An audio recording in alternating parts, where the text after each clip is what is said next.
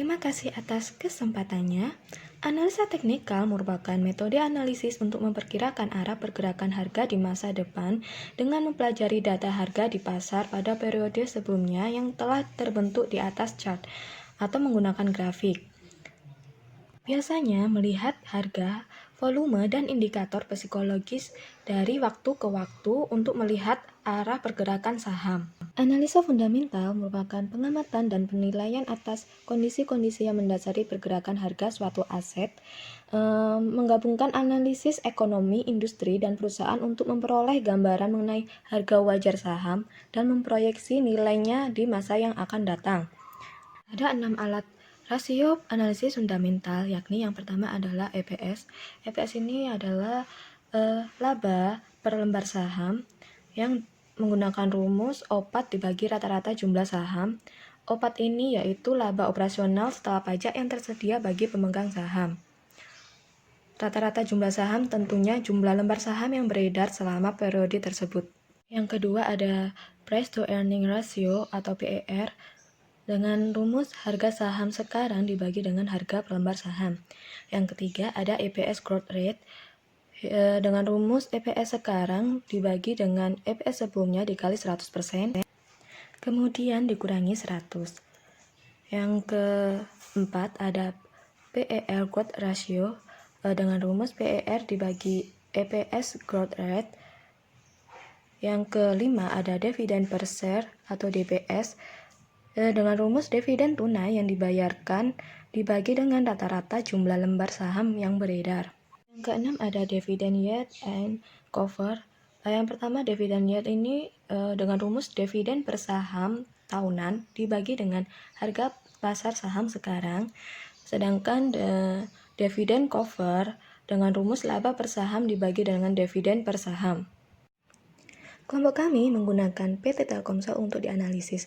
Yang pertama, analisis fundamental dari PT Telkomsel, yakni pada tahun 2018 EPS-nya menunjukkan Rp272,34, sedangkan pada tahun 2019 menunjukkan Rp278,3, mana menunjukkan kenaikan laba per lembar saham Rp6,2.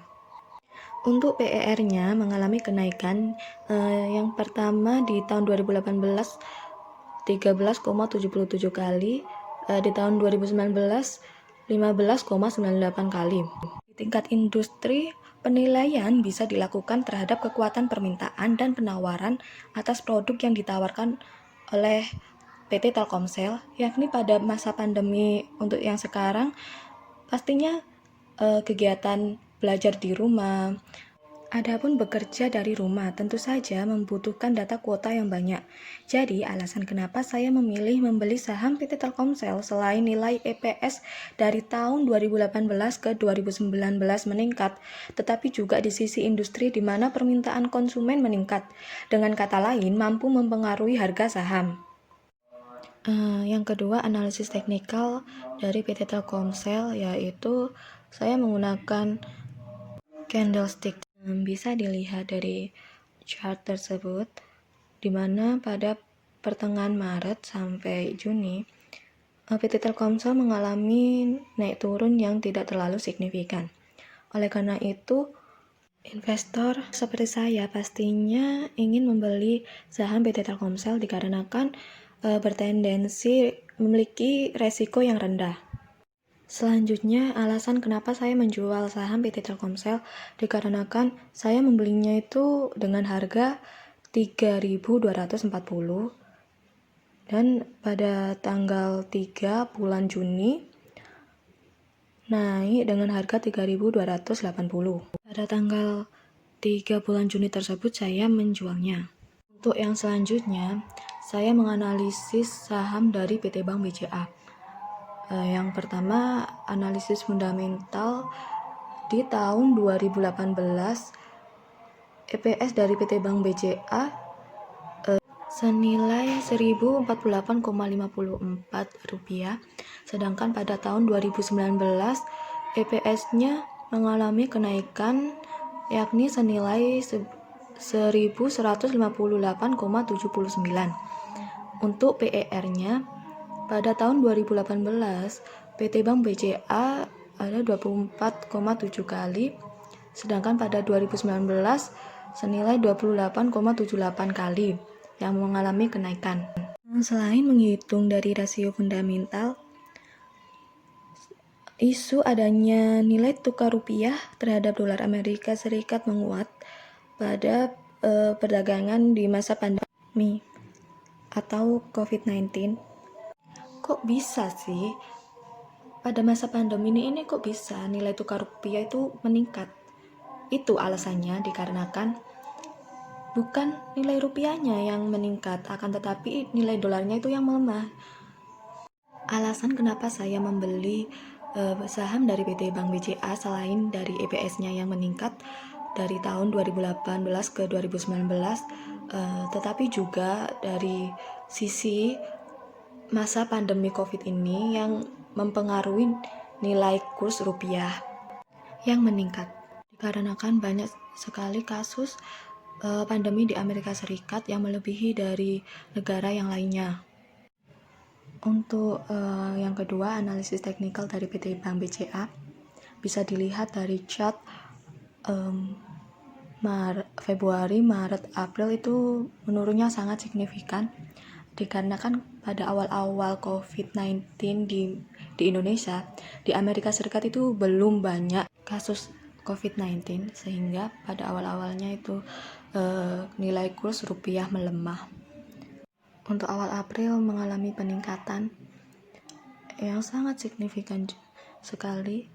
Selanjutnya di Mei, Juni tidak begitu signifikan. Akan tetapi dari PT Bank BCA ini sahamnya sangat berisiko tinggi. Tetapi alasan saya kenapa membeli saham dari PT Bank BCA ini dikarenakan meskipun berisiko tinggi, tetapi memiliki return yang tinggi juga.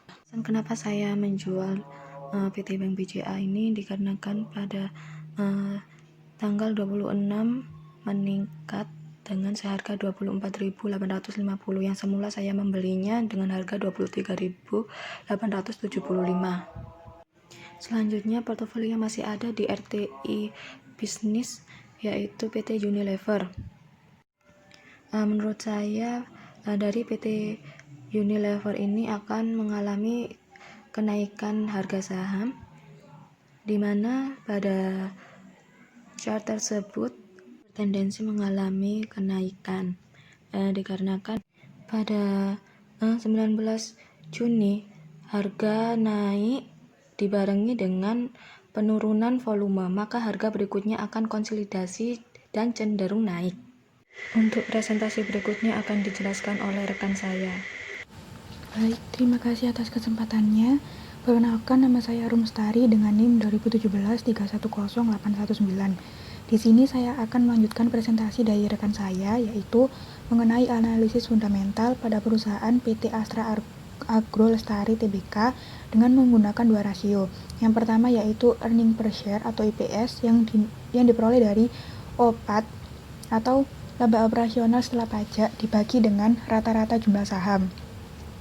Lalu, berdasarkan perhitungan rasio yang ada pada slide menunjukkan bahwa nilai EPS pada tahun 2018 sebesar Rp790,11 dan pada tahun 2019 nilai EPS menunjukkan angka sebesar Rp126,58. Hal tersebut menandakan bahwa perusahaan belum mampu menghasilkan peningkatan laba pada setiap lembar sahamnya. Selanjutnya adalah PER atau Price to Earning Ratio yang diperoleh dari harga pasar saham sekarang dibagi dengan laba per lembar saham. Dan berdasarkan pada perhitungan PER yang ada pada slide, nilai PER pada PT Astra Agro Lestari tahun 2018 adalah sebesar 16,26 kali dan pada tahun 2019 sebesar 112,2 kali. Dalam hal ini terjadi peningkatan dari tahun 2018 ke 2019.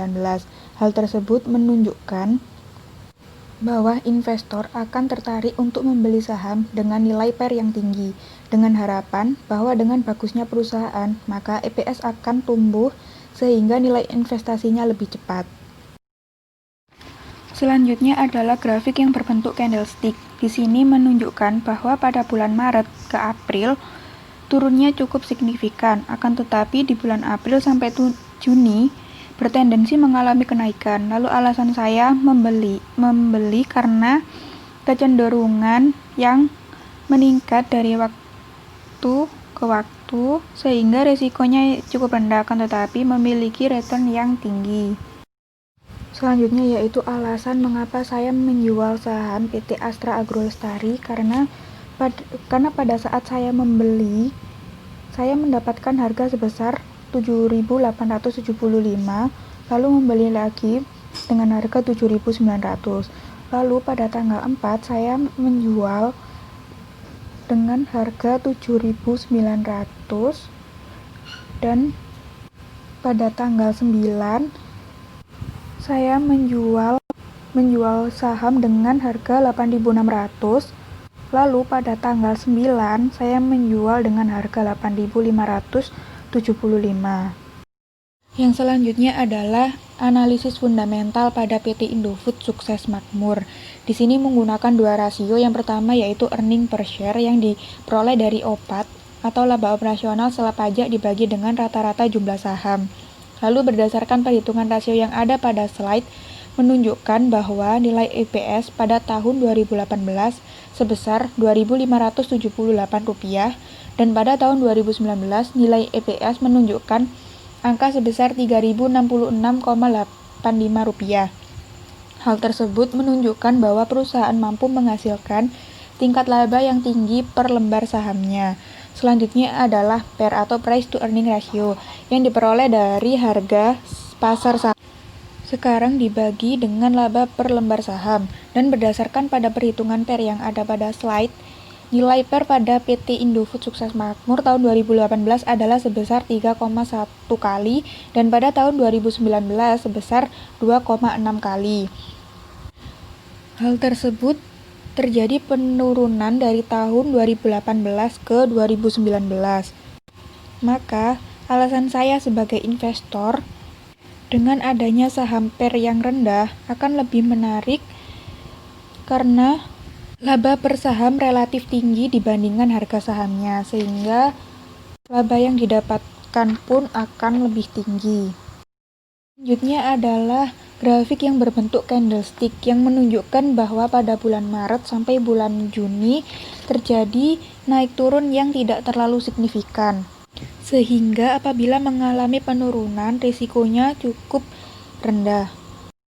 Selanjutnya adalah alasan saya menjual saham PT Indofood Sukses Makmur, yaitu pada tanggal 14 saya membeli dengan harga 6.475,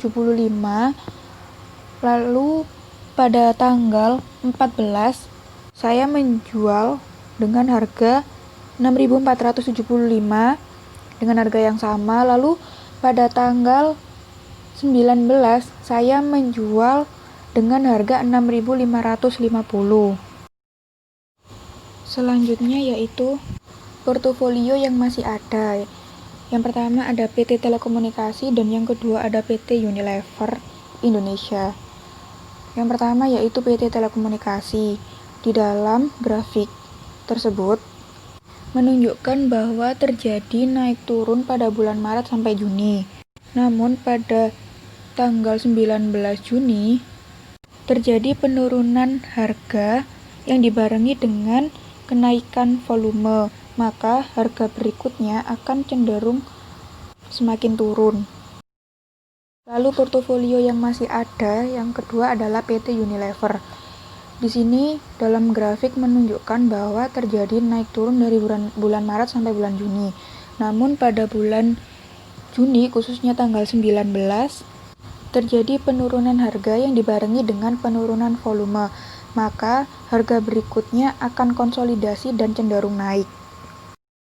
Sekian presentasi dari kelompok kami. Apabila ada salah kata, kami mohon maaf. Terima kasih.